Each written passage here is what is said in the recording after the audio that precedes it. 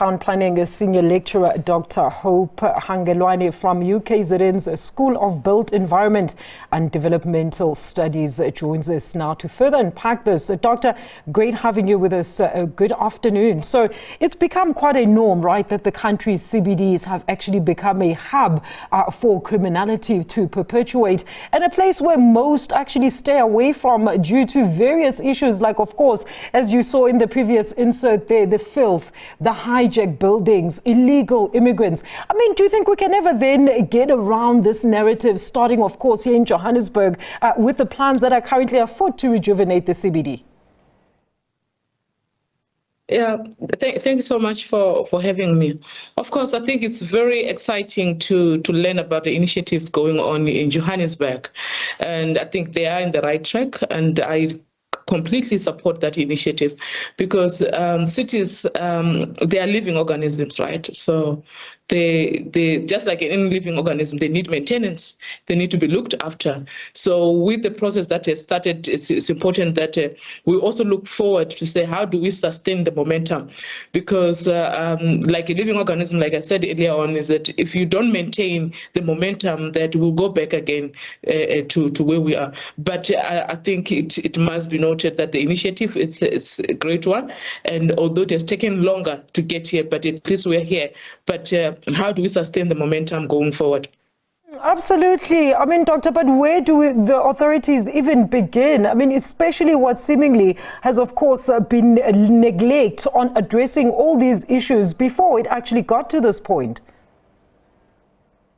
Yeah, no, I think you're right. It's very concerning that we have to get to this point, because it's a number of issues that we need to look at, right? So we look at the law enforcement.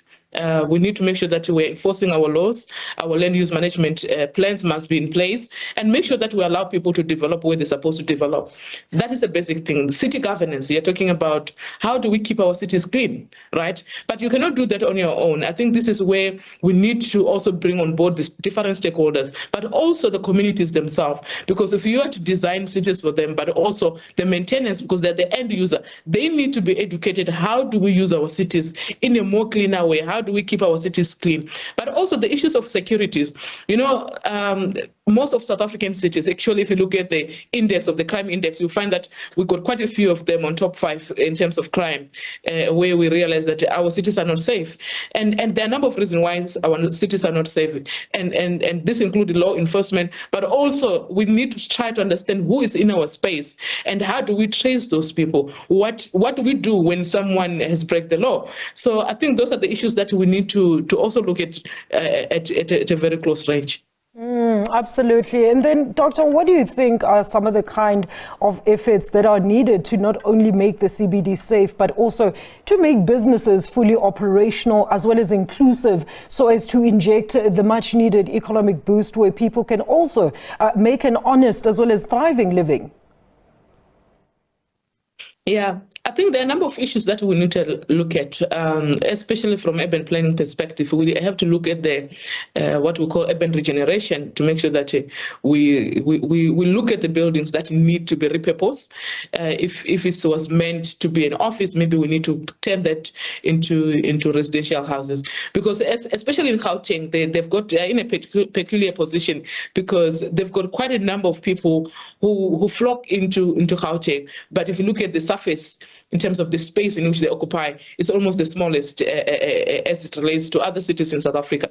So what they need to do is to also look at the kind of people who are coming into their space, and how do we then repurpose some of the building. That's one. But also we have to keep our cities clean, right? Like what they're already starting working on, because everyone gets attracted to good environment.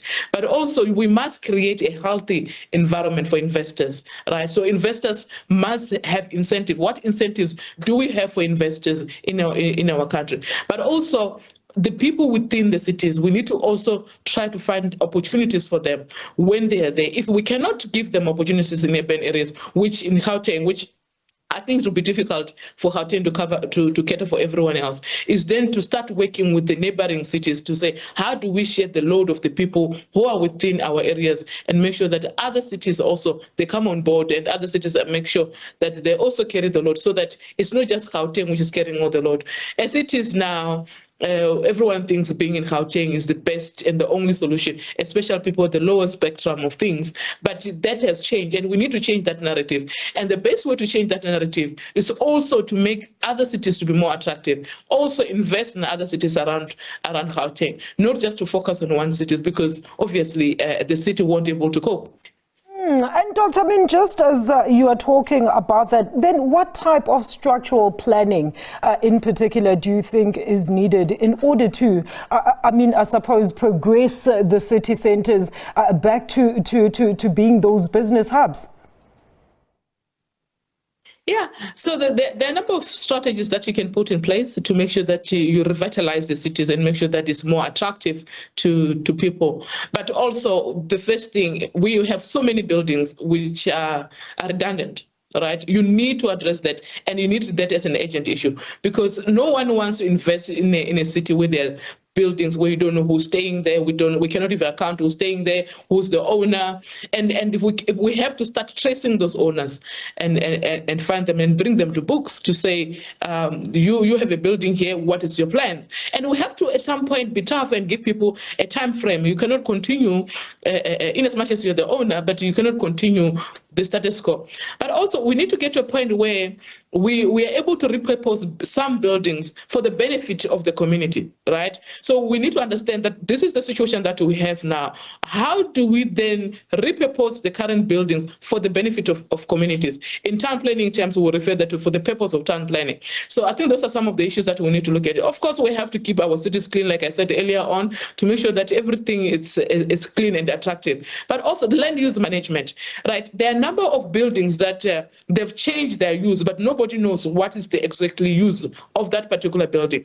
Because if you don't do that, then investors on their own, if they have to find that on their own, it becomes a problem and they don't feel safe. So investors, they want certainty, they want to know how the future will look like and something which they can predict going forward. So if things are not really predictable to the level where they're comfortable, they are really obviously not attracted to the place.